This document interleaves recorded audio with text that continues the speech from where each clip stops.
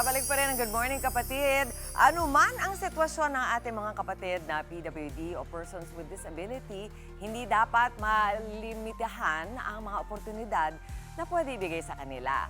Kaagapay dyan ang isang kooperatiba na layong magbigay trabaho, kabuhayan at bagong pag-asa. Kung saan ito may public service po.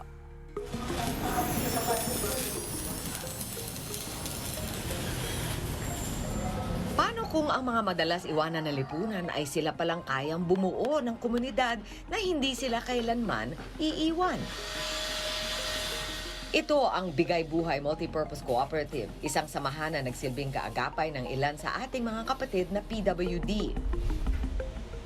Isa na rito si Alex, isang single parent na bata pa lang ay tinamaan na ng polio. Kaya naman ang kanyang saklay ang kasama niya sa bawat hakbang ng kanyang araw-araw na buhay. Dati po kasi, nung bago po ako makapupunta rito sa BBMC, nag-vendors muna ako sa bayan. Tapos nakilala ko si Kuya Ray. Nung pagpunta ko rito sa malaria, may mga trabaho na sila rito. Nagtingin-tingin muna ako bago ko nagtrabaho. Ang una-una kong natrabaho, nagliliya muna ako ng kahoy. Sa kabila ng kanyang pisikal na limitasyon, hindi siya kailanman sumuko. Malaking tulong yung BBMC sa amin. Nagkaroon kami ng trabaho, nagkakaroon kami ng bahay na yung namasisilungan. Sila yung nagbibigay ng trabaho sa amin para kami mabuhay sa araw-araw. Sa mundong madalas maging hadlang ang kapansanan, may samahang patuloy na nagbibigay lakas sa mga PWD. Ito po ang Bigay Buhay Multipurpose Cooperative o BBMC. Isa siyang komunidad na lumilikha ng oportunidad at kabuhayan sa mga kapatid nating PWD. Isa na nga dyan, itong ating bakery. So Richard, excited ako dito sa Bigay Buhay Multipurpose Cooperative kasi itong kauna-unahan dito sa Pilipinas na pwede rin gayahin ng iba pang mga LGU. So papaano mo na hanap o nakuha yung idea na itayo ang BBMC? Estudyante kasi kami, Ma'am Roa, dati sa Trinity College.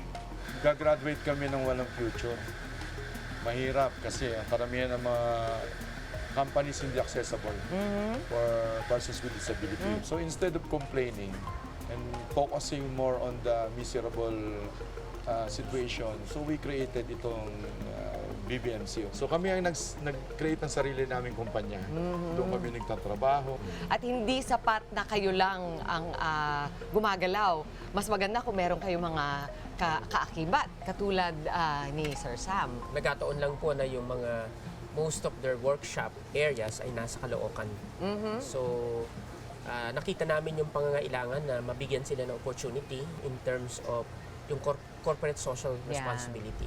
Ilan sa mga programa ng BBMC na nakabukas para sa ating mga kapatid na PWD ay nakatuon sa livelihood. Kasama dito ang school chair production, urban farming, healthcare rehab, independent living center, coffee and bake shop, at ang BBMC Sewing Project. Bukas ang mga programa ng BBMC sa regular members o mga individual na may kapansanan, associate members o mga walang kapansanan ngunit may kapamilyang PWD, at sa vulnerable members o mga nasa estado ng kahirapan at nangangailangan ng agarang tulong.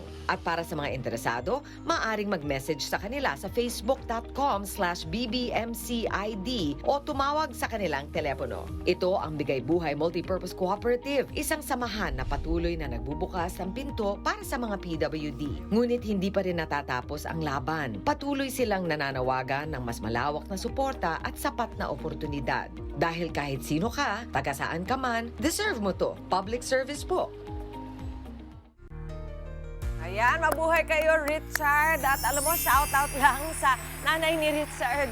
Sumalangit nawa si Ma'am Salvacion dahil talagang araw-araw noong siya ay lumalaki ay literal na binuhat siya sa fourth floor ba yun? Anong palapag ba yun ng school para lang makapag-aral? At ito, ngayon, siya na ang leader ng BBMC. Maraming salamat sa iyo, Richard.